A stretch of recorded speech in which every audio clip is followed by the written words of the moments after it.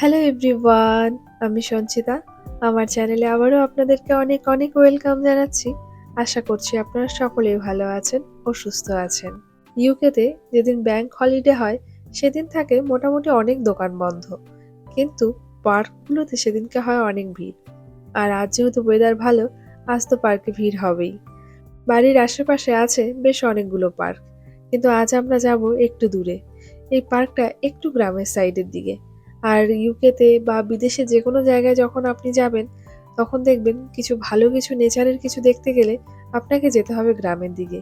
ওই যেরকম আমাদের দেশেও গ্রামের দিকে গেলেই নেচারকে খুব ভালোভাবে আমরা বুঝতে পারি, জানতে পারি, কাছ থেকে দেখতে পারি।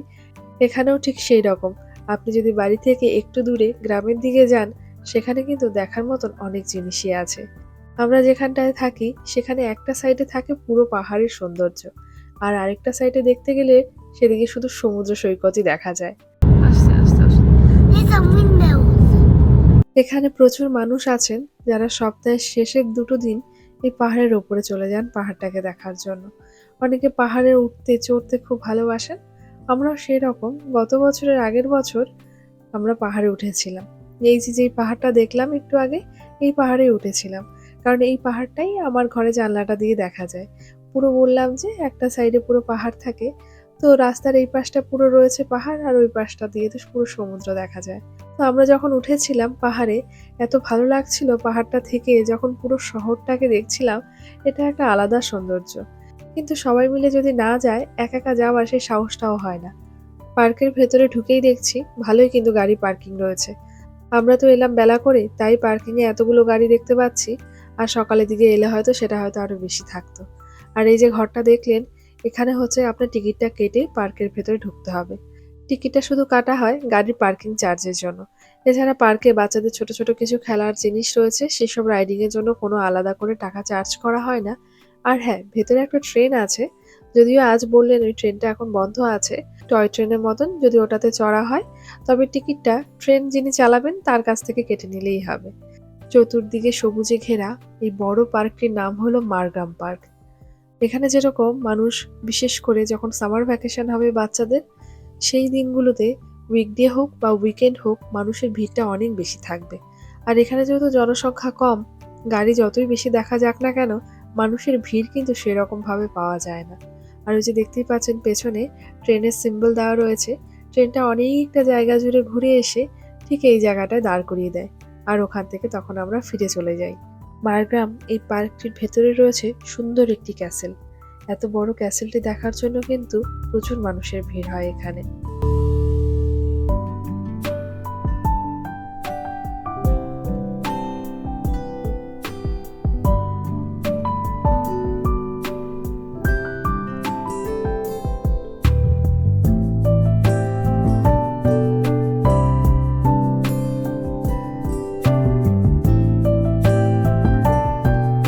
আর এই হলো সেই মারগ্রামের পার্ক, যার নাম ইতিহাসের পাতায় লেখা রয়েছে।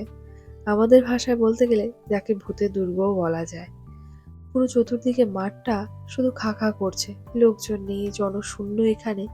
এখানে প্রচুর ক্যাম্পিং হয় জানেন। প্রচুর দূর থেকে মানুষ আসেন এখানে। এমনকি স্কুল থেকে বাচ্চাদেরকেও এখানে আনা হয়। আমরা যেদিন ইন্ডিয়াতে গেছিলাম, বৃহস্পতিবারে আমরা বেরিয়েছিলাম। আর বুধবারে তোনায় স্কুল থেকে এই পার্কে নিয়ে আসার কথা ছিল। একদিন আগে ভেবেছিলাম একবার পাঠাবো, কিন্তু সেই সময়টাতে তো তোনার শরীরটা ভালো ছিল না, সেই জন্য আর পাঠাইনি। আর বড় বড় বাচ্চারা এখানে এসে ক্যাম্পিং করে, সে তাঁবুর নিচে থাকে। তাও প্রায় 2 দিন 3 দিন 4 দিন পর্যন্ত কিন্তু এখানে থাকে। আর এখানে ফুড ফেস্টিভ্যালও করা হয়। ব্রিটিশদের ফুড ফেস্টিভ্যাল হয়। এই পুরো পার্কটাতে এই ক্যাসেলটা ছাড়া কিন্তু তেমন কিছু নেই। 850 একর জমির ওপরে শুধু এই পার্কটাই রয়েছে। ভেতরে শুধু জঙ্গল, আর এই যে সামনের দিকটা পুরো এরকম ফাঁকা রেখে দিয়েছে। মানুষজন আসলে এখানেই বসে। আর ওই পারে গরু, ঘোড়া, এইসব জিনিসগুলো খুব দেখা যায়। আর এখানে যেহেতু ল্যাম্পটা খুব থাকে, তো সেই জন্য গ্রামের যে কোনো জায়গার দিকে গেলে ল্যাম্পটা কিন্তু খুব দেখা যায়। এর আগে যে কবারই এসেছি, ক্যাসেলের ভেতরে একবারই ঢুকেছি। আর এই একবার ঢোকার পর থেকে না, সত্যি কথা বলতে আমার কেন জানি না ক্যাসেলের ভেতরে ঢোকার আর কোনো ইচ্ছে আর আসলো না। যখন প্রথমবার এলাম তখনও পার্কে বসেছিলাম। দ্বিতীয়বার যখন আমরা 3জন একা এসেছিলাম, সেবারে কেন একটা মনে হলো যে কখনো তো যাইনি ক্যাসেলের ভেতরে, তাহলে ক্যাসেলটার ভেতরে একবার যাওয়া যেতে পারে। ক্যাসেলটার ভেতরটাতে তেমন কিছু নেই। 1540 সালের ক্যাসেল এটা, ভেতরটাতে কেমনই বা থাকতে পারে বলুন তো? বাইরের দিকটা শুধু রক্ষণাবেক্ষণ করে রেখে দিয়েছে। দেখুন তো, দেখে মনে হচ্ছে কি আমার মতনই, যে হয়তো হলিউডের কোনো সিনেমায় এইরকম দেখেছিলাম, বা বলিউডের কোনো হরর মুভিতে হয়তো এরকম দেখেছিলাম। যদিও শুনেছি এখানে নাকি অনেক ফিল্মের শুটিং হয়েছে, কিন্তু ফিল্মের শুটিং আমার মনে হয় এই ক্যাসেলটা দেখে ভূতের সিনেমা ছাড়া আর অন্য কোনো সিনেমার শুটিংয়ে এই ক্যাসেলটার সাথে আর মানাবে না। বাড়ি যাবার পরে এই ক্যাসেলটা সম্বন্ধে গুগলে একটু সার্চ করেও দেখলাম। সত্যি ক্যাসেলটা যেরকম বহুত পুরনো, তেমন এখানে কিছু ভূতের কথাও কিন্তু অনেক লেখা রয়েছে।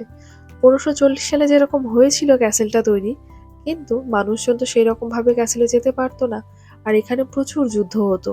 আর এই যে দেখতেই পারলেন, ক্যাসেল বন্ধ করার সময় হয়ে গেছে, সেই জন্য ক্যাসেলটাকে বন্ধ করে দিয়েছে। এই ক্যাসেলটা সম্বন্ধে জানতে বেশ ভালো লাগছিল। ভাবুন না, এত বছর আগের একটা ক্যাসেল, 1540 সালে যার প্রতিষ্ঠা হয়েছিল, তারপরে যুদ্ধ হবার পরে যখন এখানে বা তার আশেপাশে মানুষের অস্তিত্ব একদম শেষ হয়ে গেছিল, তখন থেকে ক্যাসেলটা কিন্তু বন্ধ ছিল বেশ অনেক বছর। তারপর 1977 সালের পর থেকে এই ক্যাসেলটাতে মানুষজন ভিজিট করা শুরু করেন, দূর দূরান্ত থেকে এসে। তার আগে নিশ্চয়ই কিছু রক্ষণাবেক্ষণের কাজও করেছেন ওখানে। আমরা যখন ভেতরে গেছিলাম, ক্যাসেলের ভেতরে রয়েছে যুদ্ধ করার জন্য যা যা জিনিস ব্যবহার করা হতো, সবগুলোকে এখনো ঠিকঠাকভাবে রেখে দেওয়া হয়েছে। আর সেই ক্যাসেলের ভেতরে রেড কার্পেট পাতা ছিল, যেটা কিনা নিচতলা থেকে একদম দোতলা পর্যন্ত। সেটা দেখে বেশ ভালো লাগলো আমার, আর আমি ওখানে দাঁড়িয়ে ছবিও তুললাম। যখন বাড়ি এসে গুগলে সার্চ করলাম, তখন জানতে পারলাম ওখানে কাউকে মার্ডারও করেছিল। হয়তো খুব সম্ভবত ওখানে যিনি রানী ছিলেন তাকে গুলি করে হত্যা করা হয়, আর তিনি পড়েছিলেন এই কার্পেটের ওপরে। ওটা শুনে তো আরো বেশি ভয় পেয়ে গেছিলাম আমি। আর এখানে ভূতের বলতে, যিনি এই ক্যাসেলটার সিকিউরিটি গার্ড ছিলেন, তিনি অনেক রকমের সাউন্ড শুনতে পেতেন। বাচ্চাদের কান্নার আওয়াজ শুনতে পেতেন, গুলি করার আওয়াজ শুনতে পেতেন। ক্যাসেলের ভেতরে কেউ নেই, কিন্তু তবুও উনি ফিল করতেন কেউ হয়তো হেঁটে ওপর থেকে নিচে নামছে বা নিচ থেকে ওপরে উঠছেন। এই বিষয়গুলো তিনি খুব ফিল করতেন, আর সেগুলি সকলের সাথে শেয়ার করাতে এই কথাগুলোই কিন্তু এই ক্যাসেলের একটা হিস্টোরি হিসেবে কিন্তু লেখা রয়েছে। আর এখানে যার আত্মার কথা সব থেকে বেশি বলা হয়েছেন, উনি হলেন রবার্ট স্কুট। রবার্ট স্কুট ছিলেন একজন গেম কিপার। আমি আবার ভাবলাম গেম কিপারটা কি। গেম কিপারটা তারপরে আবার ডিকশনারিতে সার্চ করে দেখলাম, গেম কিপারটা হলো যেরকম আগের দিনের মানুষ খুব শিকার করতে ভালোবাসতেন, এই শিকারের জন্য তাদের বাড়িতে যারা কাজ করতেন বা তাদের আন্ডারে কাজ করতেন, এমন একজনকে রেখে দেওয়া থাকতো, যে কিনা দূর দূরান্তে এই বিভিন্ন রকমের পশু পাখিগুলোকে ছেড়ে দিয়ে আসতেন। আর শিকারে যখন বেরোতো, তখন তারা এরকম ভাবে শিকার করতেন। সে গেম কিপারের কাজটা করতেন রবার্ট স্কুট। তাছাড়া উনি এই ক্যাসেলের বিভিন্ন রকম রক্ষার দায়িত্বও ছিলেন। আর সেই রবার্ট স্কুটকেও শিকার করে হত্যা করেছিলেন একজন শিকারী। তার আত্মার কথাই এখানে বেশি বলা রয়েছে হিস্ট্রিতে। তার আত্মা নাকি এখনো এই ক্যাসেলের মধ্যে ঘোরাফেরা করে। অনেকে ফিল করেছেন, যারা আগে ছিলেন, যারা অনেক আগে সিকিউরিটি গার্ড ছিলেন, যাদের মুখ থেকে শোনা কথা। তো এইসব শুনে একটু গা ছমছম করেই ওঠে। তবুও আমার এসব বিষয়ে জানতে খুব ভালো লাগে। কোনো ক্যাসেলে যাবার আগে বা কোনো ক্যাসেল থেকে ঘুরে আসার পরে আমি চেষ্টা করি সবসময় সেই বিষয় সম্বন্ধে একটু জানার। আর এখানে জলে হাঁসের ভেসে বেড়ানো দেখে তোনার বেশ ভালো লেগেছে। কারণ যখন আমরা বাড়ি গিয়েছিলাম, আমাদের বাড়ির আশেপাশে যাদের বাড়িতে ছাগল বা এরকম হাঁস মুরগি দেখছিল, তোনায় দৌড়ে দৌড়ে যাচ্ছিল আর কত সুন্দর আদর করছিল। আর আমাদের বাড়ির আশেপাশে একমাত্র এই পার্কটাতেই আছে যেখানে এই ছোট ছোট প্রাণীগুলোকে দেখতে পাওয়া যায়। আর আমাদের পার্কে ঘোরার টাইমও শেষ হয়ে এসছে, ক্যাসেলটা তো বন্ধ করে দিয়েছে। জানি না, নিশ্চয়ই কিছু তো কারণ একটা থাকবেই, সেই জন্য ক্যাসেলটা এত তাড়াতাড়ি বন্ধ করে দিল। আর পার্কে আপনি এখনো চাইলে বেশ কিছু সময় বসতে পারবেন। আর যদি ক্যাম্পিং হয় তাহলে তো কোনো টাইমিংয়ের কোনো ব্যাপার থাকে না, অনেক দিনই থাকা যায় এখানে। জানি না যারা ক্যাম্পিংয়ে আসেন তারা রাতের বেলা ওই ক্যাসেলের ভেতরে ঢুকতে পারেন কিনা। চলুন এখন তাড়াতাড়ি করে বাড়িতে যাই। বাড়ি গিয়ে আজ আমি বানাবো রসমালাই। আর ড্রেস চেঞ্জ করার আর সময় হলো না, কারণ যদি এই মিষ্টিগুলো শুকিয়ে যায়, এমনি তো আমার ছানা হয় না ঠিক মতো, তারপরে যদি এই মিষ্টিগুলো শুকিয়ে যায় আমার কষ্টটা পুরোটাই বৃথা। জানি না কেন এখানে ছানার জন্য প্রচন্ড কষ্ট করতে হয়, মানে অনেকটা লেবুর রস দিতে হয় ছানার জন্য। ছোট ছোট করেছি, দেখেছো? ঠিক আছে, একদম ছোট ছোট করেছি। চলো দিয়ে দিই। শুনেছি যদি কোনো কাজে ভালো লাগা থাকে, ভালোবাসা থাকে, আর সেই কাজে যদি ব্যর্থতা আসে, তবে নাকি সেই কাজ ভালো করে শেখা যায়। কথাটা কিন্তু আমার সাথে খুব খেটে গেছে জানেন। বিয়ের পর থেকেই আমি মিষ্টি বানানোর জন্য খুব চেষ্টা করেছি। আমার নিজের খুব একটা বেশি ভালো লাগে না মিষ্টি খেতে। আগে ভালো লাগতো না। কিন্তু এখানে ইউকেতে আসার পরে কিন্তু মিষ্টি খেতে আমার ভালোই লাগে। যেহেতু এখানে পাই না সেই রকম ভাবে, হয়তো সেই জন্যই। তাই যখন কলকাতাতে থাকতাম, তোনাইয়ের বাবা মিষ্টি খেতে খুব ভালোবাসতো তো। সেখানে পাওয়া গেলেও সবসময় মন চাইতো যে বাড়িতে যদি একটু মিষ্টি বানাতে পারতাম। কিন্তু আমি প্রতিবারই ব্যর্থ হয়ে যেতাম। আর এখানে আসার পরে একেবারেই যখন পাওয়া যায় না, তখন বহুবার চেষ্টা করতে করতে এখন কিন্তু আমি রসমালাইও খুব সুন্দর করে বানাতে পারি।